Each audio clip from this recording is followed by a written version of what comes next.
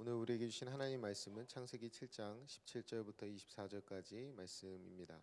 우리 하나님을 경외하는 마음으로 한 목소리로 같이 읽겠습니다. 홍수가 땅에 40일 동안 계속된지라 물이 많아져 방주가 땅에서 떠올랐고 물이 더 많아져 땅에 넘침에 방주가 물 위에 떠다녔으며 물이 땅에 더욱 넘침에 천하의 높은 산이 다 잠겼더니 물이 불어서 15규빗이나 오르니 산들이 잠긴지라 땅 위에 움직이는 생물이 다 죽었으니 곧 새와 가축과 들짐승과 땅에 기는 모든 것과 모든 사람이라 육지에 있어 그 코에 생명의 기운에 숨이 있는 것은 다 죽었더라. 지면의 모든 생물을 쓸어버리시니 곧 사람과 가축과 기는 것과 공중의 새까지라. 이들은 땅에서 쓸어버림을 당하였으되 오직 노아와 그와 함께 방주에 있던 자들만 남았더라. 물이 150일을 땅에 넘쳤더라. 아멘. 오늘은 본문 말씀을 묵상하면서 깨달은 세 가지 말씀을 가지고 함께 은혜를 나누고자 합니다. 첫 번째로 17절 말씀인데요. 홍수가 땅에 40일 동안 계속된지라 물이 많아져 방주가 땅에 떠올랐고, 홍수로 인해서 이 삽시간에 덮쳐온 물처럼 그 심판의 날은 우리에게 갑자기 그리고 불현듯 찾아올 겁니다. 우리가 다시 오실 주님을 기다리며 깨어있는 구별된 삶을 살아야 하는 이유는 그날이 불현듯 갑자기 오기 때문에 그렇습니다. 근데 우리가 이것을 잊어버리면, 우리가 기다리지 않고 깨어있는 삶을 살지 않으면 우리가 죄를 짓게 되는 것입니다. 죄를 담대히 짓고 또 그 죄를 반복하면서 살아가는데, 이는 심판의 날이 멀다라고 생각하기 때문에 그런 거예요. 우리가 심판의 날이 오늘 이룰 수 있다라고, 오늘 당장 심판의 날이 올 수 있다라고 생각하면 우리가 정리해야 할 여러 가지 일들이 있습니다. 우리가 그 날을 기억하고 살아가는 것이 이 땅 가운데 구별된 그리스도인으로 살아가는 비결임을 우리가 잊지 않고 구별된 삶을 살아가는 것이 중요합니다. 우리가 다시 오실 주님을 기다리며 깨어있는 삶을 사는 것은 죄를 고백하고 죄의 문제를 해결하면서 살아가는 것입니다. 근데 우리가 생각보다 많이 죄를 묵혀두고 살고 있어요. 여러분, 죄를 해결하는 방법은 생각보다 단순합니다. 하나님 우리에게 열어놓으신 내 죄를 해결하는 방법과 또 타인의 죄를 해결하는 방법, 회개와 용서, 그것은 굉장히 어렵지 않은 단순한 방법인데도 불구하고 우리가 죄를 묵혀두고 살아갈 때가 많이 있습니다. 그러니까 그렇게 죄를 묵혀두고 미뤄두는 것 자체가 가장 미련한 일인 것을 우리가 깨달을 수 있어야 합니다. 오늘 40일 동안 땅에 물이 가득했다라고 했는데, 40일 동안 비가 계속 오는 장면을 한번 상상해 보세요. 40일 동안 비가 계속 오는데 비가 점점 차오르는 겁니다. 그때 사람들은 어떻게 했을까요? 처음에는 그냥 비가 오나 보다 했겠죠. 그다음 비가 점점 차오르면 점점 높은 곳으로 찾아가지 않았겠습니까? 제일 처음에는 집 위로 올라갔을 거예요. 지붕 위로. 그보다 더 높아지니까 언덕 위로 올라갔을 거고, 언덕 위보다 더 높아지니까 산 위로 올라갔을 겁니다. 그렇게 점점 위로 올라가는 거죠. 물이 차오르는데 우리 인생이 이와 같다라는 생각이 듭니다. 우리가 하루를 산다는 것은 하루를 죽어가는 거예요. 실제로 유한한 인생인 우리가 살아가는 길은 마치 물이 차오르는 것처럼 점점 죽음을 향해 가는데, 우리는 점점 더 높은 곳을 향해 살아가곤 합니다. 그것이 힘과 권력을 쫓는 것이기도 하고 부귀와 명예를 쫓는 것이기도 해요. 왜 그러냐면, 그러면 살 것 같아서 그렇습니다. 그렇게 하면 잘 살 것 같아서 그렇습니다. 그런데 오늘 본문에 나오듯이 그게 사는 길이 아니에요. 하지만 우리가 높은 곳에 가서 사는 것이 아니라 하나님 안에 있을 때 생명을 얻게 되고 살게 된다는 것, 우리가 아무리 높은 곳에 올라가 있어도 하나님 안에 있지 않으면 망하게 된다라는 사실을 기억하고 살아가는 것이 중요합니다.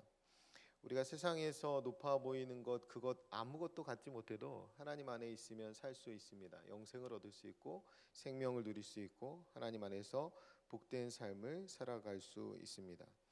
오늘 또 하루를 살아가고 또 하루를 죽어가는 것이 인생인데 우리가 허망한 곳을 바라보거나 헛된 것을 쫓아 살지 않았으면 좋겠습니다. 두 번째로 20절 말씀인데요.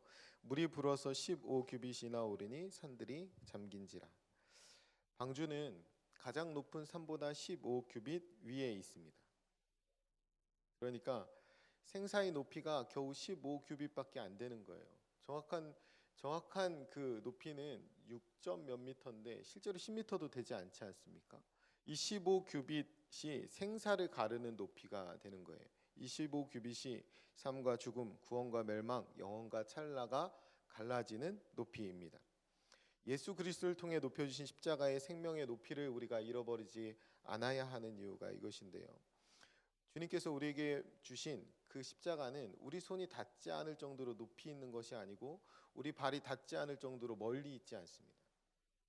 가까이에 있어요. 그 높이가 겨우 15규빗 정도입니다. 예수 그리스도를 의지해서 나아가기만 하면 우리 모두가 십자가로 인해서 구원받을 수 있고 십자가의 은혜를 덧입을 수 있습니다. 그리고 그 십자가의 은혜로만 우리는 구원을 얻습니다.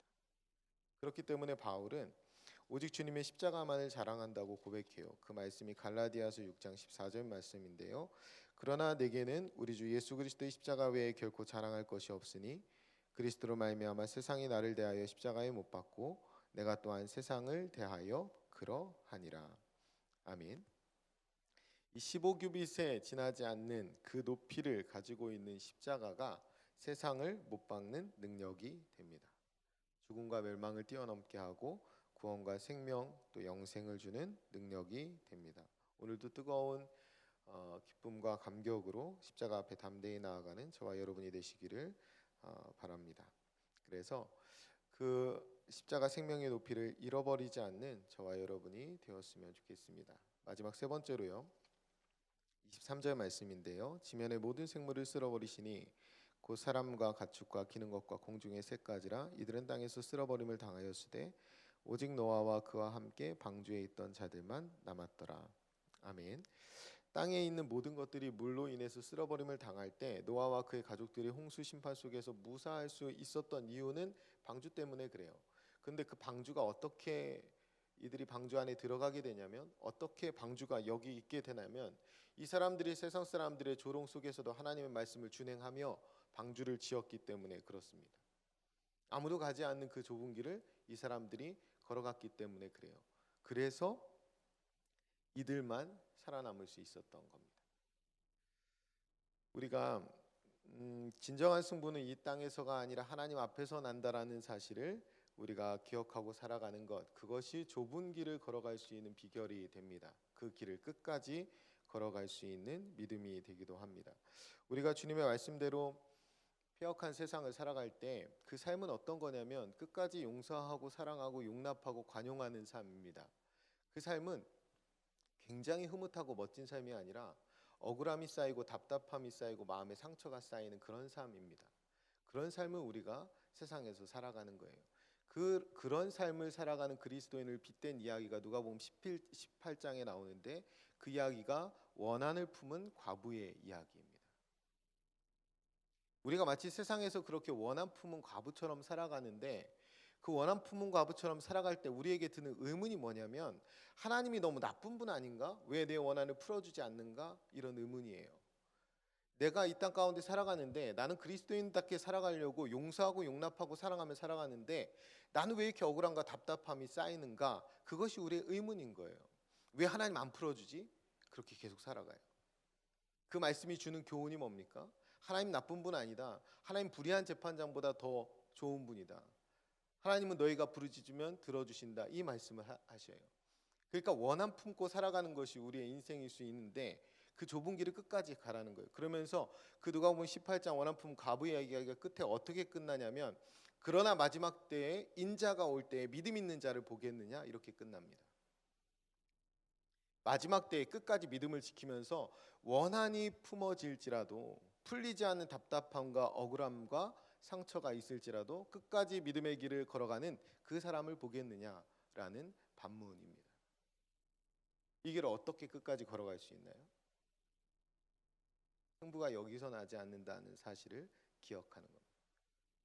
여기서 억울함과 답답함과 원한과 상처가 다 풀어지지 않는다는 사실을 기억하는 것, 그리고 하나님 앞에서 그것이 풀어진다라는 사실을 기억하는 사람만 이 길을 끝까지 걸어갈 수 있습니다. 하나님 앞에 갔을 때에 비로소 신자다움이 인정받는다는 사실을 기억하는 사람만 좁은 길을 걸어갈 수 있습니다.